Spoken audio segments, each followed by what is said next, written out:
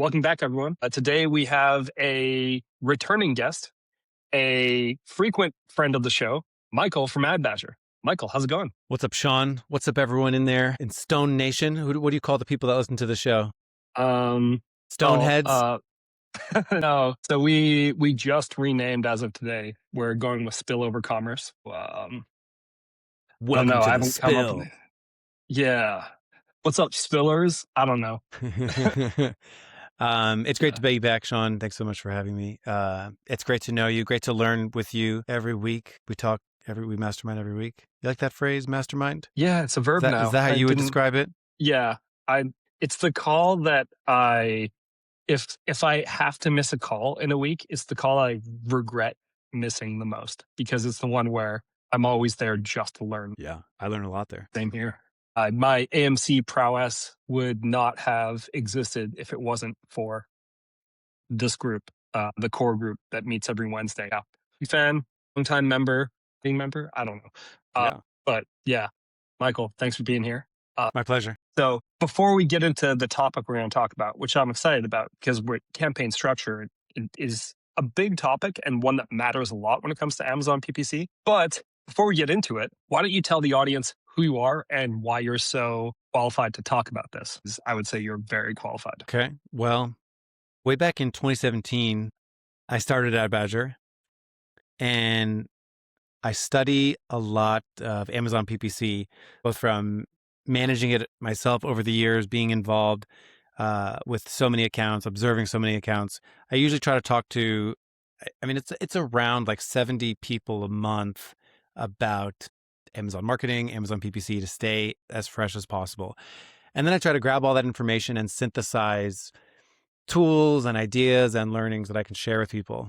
Believe it or not, I've been like podcasting about Amazon PPC since 2017. I just checked. I think we have almost 400 videos on our YouTube. Is that too many? So I've just gone really deep into this world. So like I see a lot. And to be honest, there's still so much I don't know. Like I recently started getting really deep into like buy box and shipping times because we actually had a presentation in Core months ago. There was a guest speaker. I don't remember his name, but he was talking about how like Yes, shout out. But he was talking about how like his shipping times in California were really bad compared to everywhere else. And like, even though it was Prime, it was like several days of shipping. So like recently I've been like going deep on shipping time and like how that impacts marketing performance. Anyway, so I learned a lot. I built a tool at adbadger.com, and hopefully I can say I built tools, plural, over at adbadger.com, but there'll be more details on that later. All right. Well, then let's get into the main topic, campaign structure. I really enjoy your thoughts on campaign structure because you brought them up at Core a few times. And generally speaking, I feel like you treat it in you're not rigid, but you do have good principles. And so let's just dive right into it. Let's start talking about campaign structure. What's your overarching thesis here? So I would say I have 5 principles. And I would say that you're right. I am way less rigid than other people when it comes to campaign structure. In fact, most people that I come across from all experience levels are a lot more rigid than I have ever been in my Amazon PPC. And I think a result of being rigid in campaign structure is sometimes you miss what's right in front of you because you don't look at campaign structure as something that is malleable that you can play with and change. I say this all the time. You can have you and a competitor selling a very similar product, similar everything, but like maybe they've been around for a really long time and you haven't. Your campaign structure, even though it's like the same product, same niche, your campaign structure, like the number of campaigns you have, the type of campaigns you have, should be very different than theirs is, even if you're both like a single SKU company, because of all these other factors that are like long and like how deep you can go and like what kinds of campaigns you can take advantage of, what kind of keywords you can get in on, and what your profitability goals are compared to everybody else's and your organic share of sales versus theirs. That all influences campaign structure. So I think and I see this a lot with beginners, when their campaign structure is very rigid, like they just, this is going to be a very disappointing episode if someone's looking for me to just tell them exactly how to structure their campaigns. It's more so a process to continuously improve the output of Amazon marketing performance with the input of campaign structure. So I think campaign structure is something that could be modified and improved and tweaked based off data. So in the same way, you look at a campaign and like your budget capped and you make a decision about budget or bids inside there. I think the same principles apply to performance, looking at structure and then making decisions. And to be honest, I don't think I'm alone in this. I think other people intuitively know this too. Like if I say duplicated search terms, like the same search term that appears in multiple ad groups, multiple campaigns, that means something to people. They either don't want it or they want to do something about it. Like that's a campaign structure component masked as like keywords management. But I generally think that's campaign structure. So when I talk about campaign structure, I talk about where things appear, how they appear, why they appear, working within Amazon's structural limits to get you better results. I mean, that is very well thought out way of describing it. I think, yeah, if anyone's looking to just hear what your campaign structure should be, thing is, it always depends on what your goals are. And so, and what you're currently trying to do. Yeah, it's just like you can't necessarily get a one size fits all, but I think there are principles that remain true no matter what. And I'm excited to hear them. So do you want to dive into the first one? Yes, I would say principle one is the Goldilocks principle. Hmm.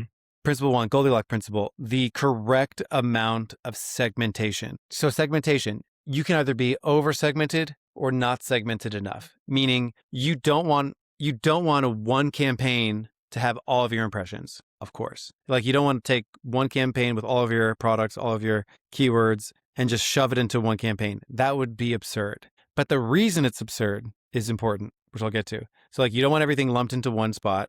And at the same time, you also don't want a million campaigns with one impression each. Like imagine you had the capability to do that where like we were able to like engineer one impression everywhere per thing.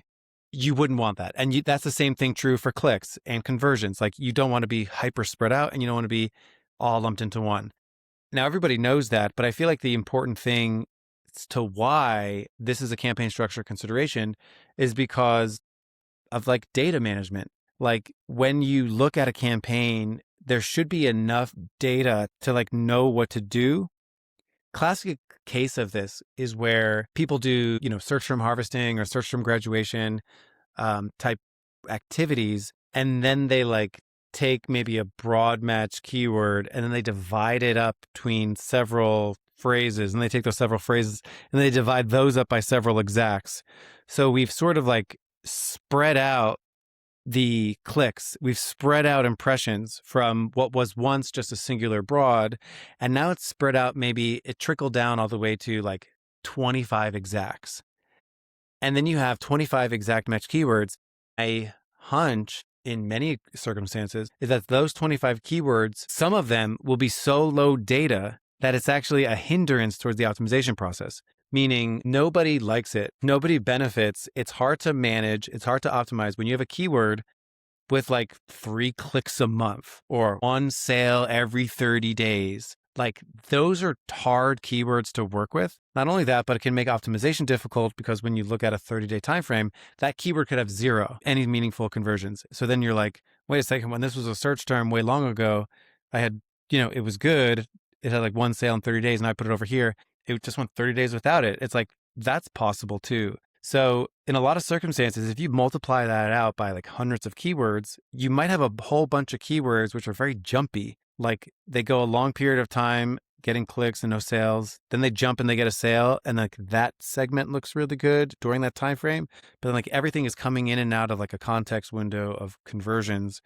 And the account, I believe, would be better served if some of those things were actually rolled up into like a modified broad match or goes into a phrase. Like if one singular keyword could capture all of those terms, I think that's much easier to like set a solid bid to get steady performance. So that's a little bit of the like Goldilocks. You don't want too much segmentation, but you do need a proper level of segmentation.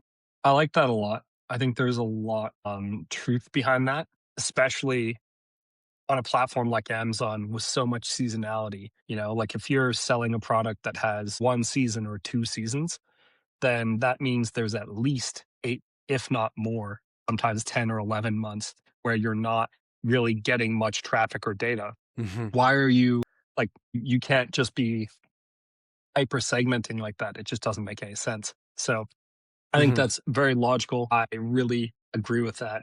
And yeah, I think that's really valuable for anyone listening. All right, let's get into number two. Principle 2, perhaps this should be principle 1, which is campaign structure should be optimized over time in the same way you optimize a bid. So I Mhm. think that's an important principle too. So like in that scenario, like I just mentioned, one check that I find really useful is to find stuff just like that. So like when I do search term harvesting, I like something to have at least one sale a week, Mhm. which I think is pretty. So like it'll be like from an auto campaign, if I identify something that gets like 4 orders in a month, I generally like that, right? So like if I made a mistake and maybe I brought something over at its first conversion, I have all these like very low click exact match terms.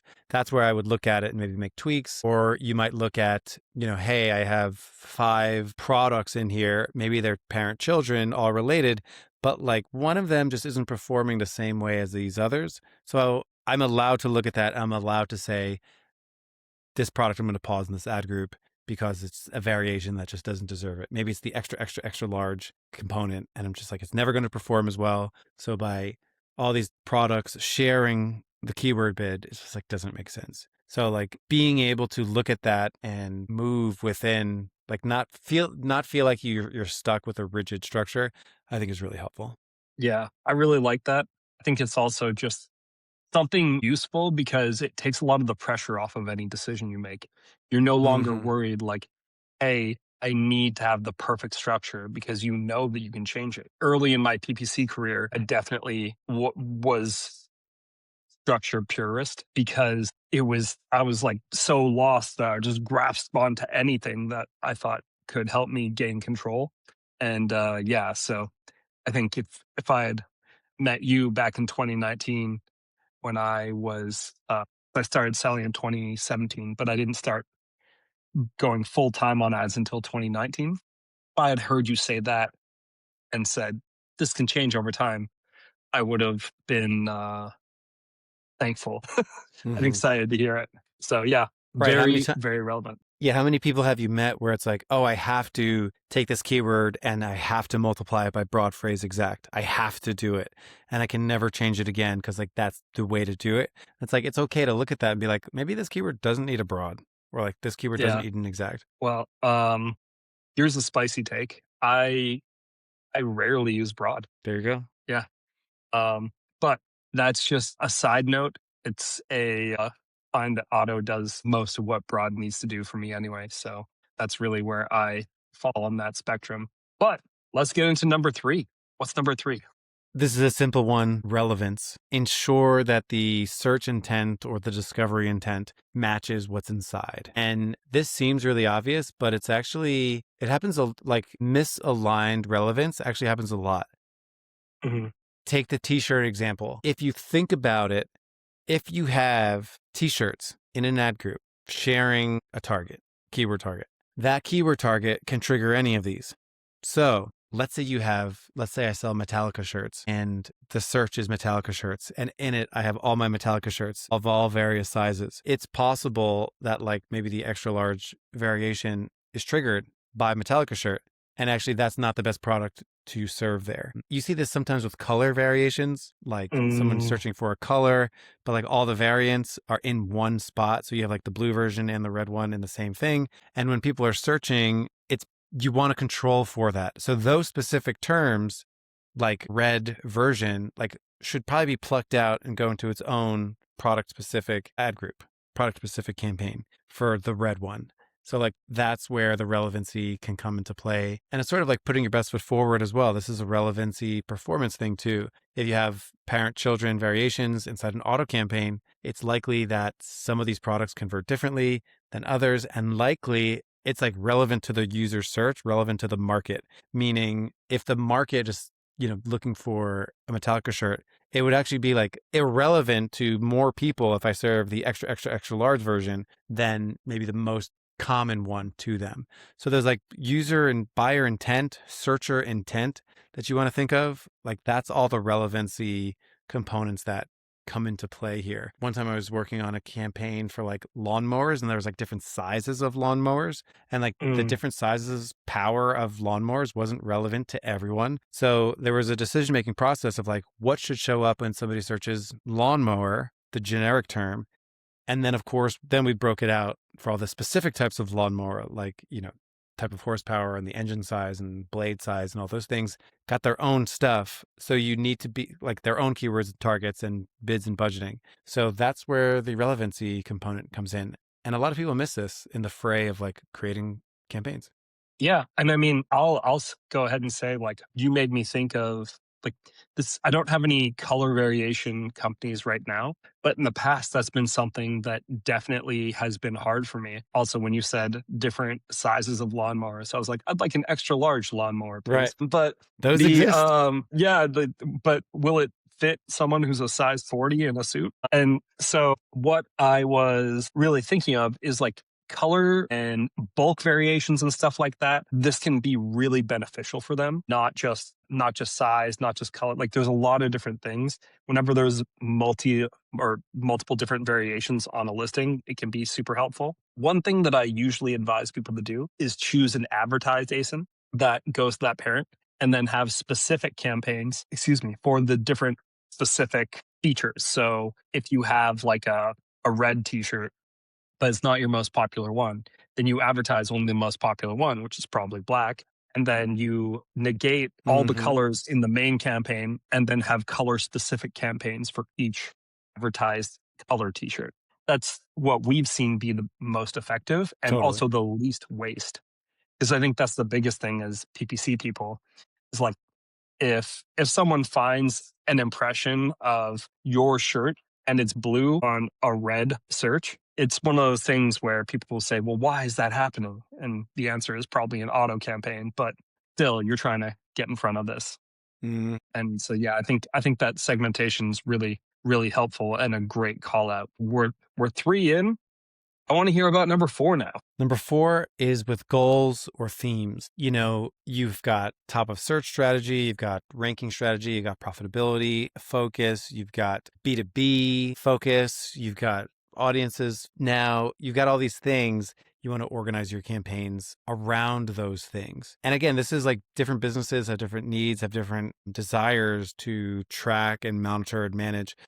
I'm thinking of an example. We specifically had a customer one time who wanted to overtake another competitor. They're like, I just want to like grab market share anywhere where they are. So a lot of their campaigns were focused around competitor terms. Now, obviously, competitor terms are going to convert way differently than generic searches. So it would be very tricky to manage a campaign where like one keyword is the competitor's name, converts poorly, high ACoS next to a keyword that is a generic term, where it's just like, okay, I sell lawnmowers, so I'm going to bid on John Deere as a competitor, and then I'm going to also bid on lawnmower in the same ad group.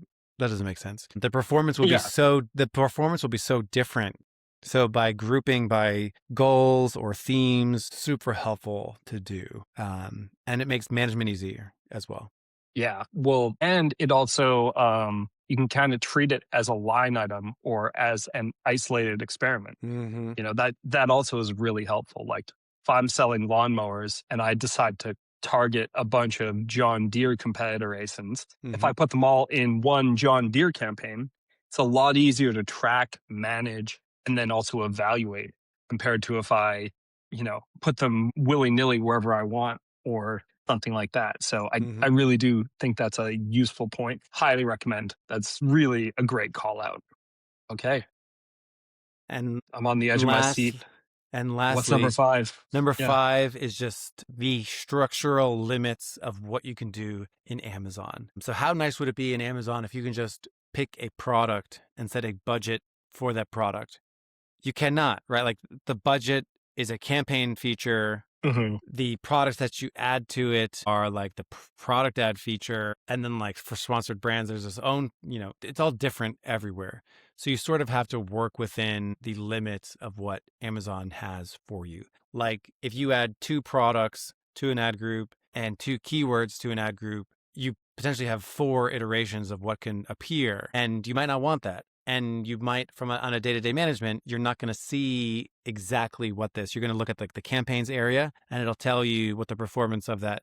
I'm sorry, it'll tell you what the campaign is, and then you look at the ad groups in there. You have one ad group, and then you look at the ads in there, and there'll be two of them. And when you're looking at it, you won't know on that screen what keyword does better with which product, which is a hurdle towards good optimization decisions. So like Yeah. if I'm looking at the product A and product B, and I see like product A has like a 10% ACOS and product B has a 20% ACOS, I don't know which keyword influenced that when I'm looking at that screen. So working within like Amazon's limits, and like if there was a situation where that would be a concern, I would likely want to segment that.